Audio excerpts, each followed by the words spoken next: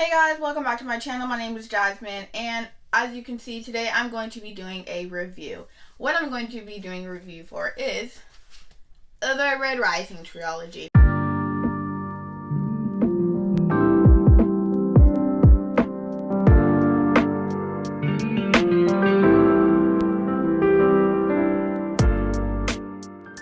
I'm going to be making a mini series out of my tea time reviews. I've only done one review, so okay. But I'm going to be doing my favorite books of all time. And this is my favorite series of all time.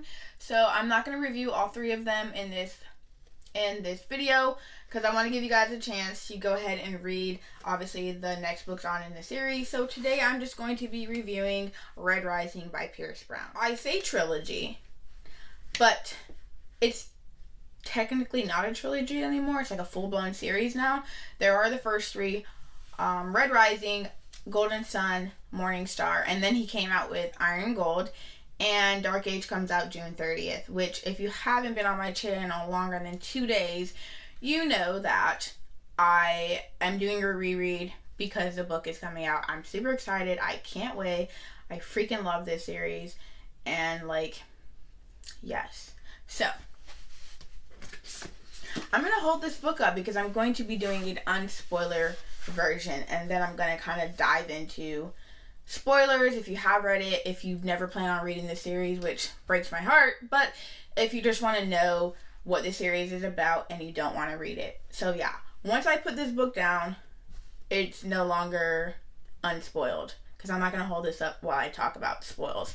So this book is about a guy named Daryl, and he lives in a society that is based off of a color system, and this is all based in, I won't say outer space because people still live on Earth, but it's basically in outer space.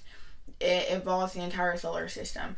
Now the color system is, the lowest of the low is red, and that is what Daryl is, and then the highest is obviously gold, and they're kind of like godlike. And Daryl lives on Mars, and he is a rester, and that just means that he is a miner. By miner, I mean they go into the mines, and they mine helium on Mars. Now they believe that they are terraforming Mars so that the people of Earth can come live on Mars because Earth is dying. That's what the Reds believe, and obviously it's a noble thing to do. So then something happens. I can't tell you because it's going to be a spoiler, but something happens, and Daryl finds out, and he's thrown into this world, and he learns that everything is a lie. And he teams up with this group called the Son of Ares, and they are set out to basically uncover the truth and destroy the way this society is set up. That is pretty much the unspoiler version, and let's just get into my spoil. The overall pacing of this book, I gave 5 out of 5 stars. Something would happen, and then the character or Daryl would sit on it, come up with a plan, and move forward from that. It is steady pacing. This is adult fantasy, or not fantasy, it's adult sci-fi with maybe just a little bit of fantasy, maybe just a little bit. So I absolutely love the pacing. I love the plot. Everything I felt moved forward fabulously. Okay, so next I also gave the character development 5 out of 5 stars. Sorry, I'm looking at my notes right here. Daryl basically has a roller coaster life, and he's only 17. He was married. Obviously, Reds die really young because they're mining helium, and then it's a really dangerous job, so they die really young, so they just get married really young, and they start having kids at a young age. And he really gives me Katniss vibes, and by that I mean he is thrown into a situation that he necessarily didn't want to be in, but he's put in it anyways. And when he's put in that situation, he's basically does what he needs to do. He doesn't complain. He just straight up like, alright, this is what I have to do. I put in this situation. And he's like running off of anger. Not even just Darrow's character development. All the characters in the book, you're gonna meet characters that you absolutely love, and they're gonna make you cry, they're gonna make you laugh, and then you're gonna meet characters that you hate, and you're just gonna be like, why didn't they die? What the fuck? Giving you Game of Thrones vibes. Like, kill off the people I want you to kill, and stop killing the people that I don't want you to kill. And so essentially what happens is Darrow's wife is hung, and what happens is obviously there's low gravity, so when they hang, you have to pull their legs to snap their necks. And she basically dies because she takes Darrow into this like forbidden garden and tells him like, everything that they have been telling us has been a lie, and we need to live for more. We need to break the chains and all this other stuff.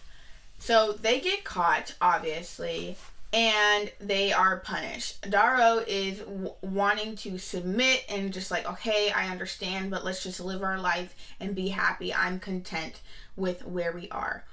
Io is like, absolutely not. So she sings this forbidden song, and I will play a clip. So she sings this forbidden song while one of the Golds is coming down to inspect the mines, and he has her hung because obviously this song can't be, the punishment for singing this song is death. So she ends up being hung, and obviously Darrow pulls her feet and she dies. So Darrow, like, this is the love of his life. Like, granted, he's only 17, but like, he doesn't know how to live without her. So he cuts her body down. Now, that's also forbidden. You're not allowed to cut their bodies down. They're supposed to hang, because obviously they're supposed to show people punishment of what you shouldn't be doing. And so that's next day, literally, he gets hung as well. Now, he doesn't actually die. I won't spoil that much because it leads into the second series, but someone helps him, and then he gets turned over to the Sons of Ares. Now, the Sons of Ares turn him into a Gold. Now, this is where it's going to dive into, and I won't spoil any more because that kind of happens in like the first like 4 or 5 chapters is when all this is going to happen.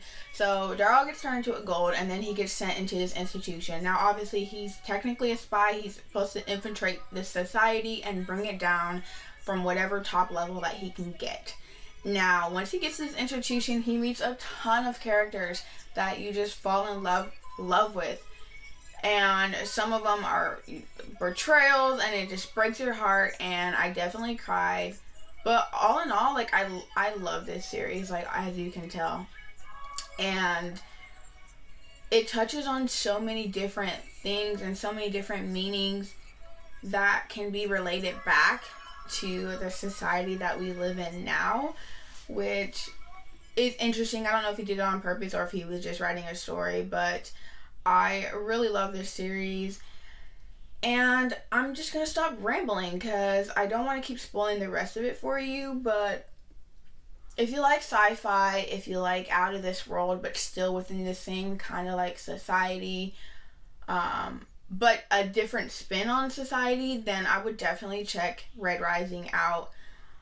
And stay tuned for the review for the other 2 books. Obviously, those next books are going to be complete spoilers, because if you don't read the first one or that one, you're not going to know what the fuck is going on. But yes, that is all that I have for you guys today. If you really enjoyed this video, or if you have read this and you want to discuss and fangirl with me, let me know down in the comments, because I would absolutely love to talk about this book with other people.